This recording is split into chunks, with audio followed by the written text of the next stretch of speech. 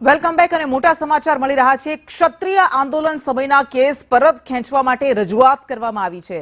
રાજપૂત સંસ્થાઓની સંકલન સમિતિની આ લેખિત રજૂઆત પુરુષોત્તમ રૂપાલાના નિવેદન બાદ આંદોલન થયું હતું, રોષ ફાટી નીકળ્યો હતો અને આંદોલન દરમિયાન થયેલા કેસ પરત ખેંચવા માટે રજૂઆત કરવામાં આવી છે। સીએમ, કાયદા મંત્રી, ગૃહ રાજ્યમંત્રીને પત્ર લખીને આ રજૂઆત કરાય છે।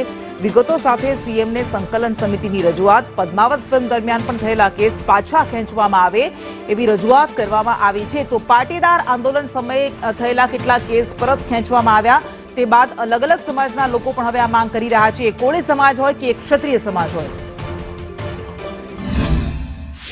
ક્ષત્રિય સમાજ ઉપર પોલીસ કેસો થયેલા 2-3 અને એ પહેલા 2018માં પદ્માવત પિક્ચરના વિરોધમાં ક્ષત્રિય સમાજનું આંદોલન હતું। એ વખતે પણ કેસો ક્ષત્રિય સમાજના યુવાનો ઉપર થયેલા।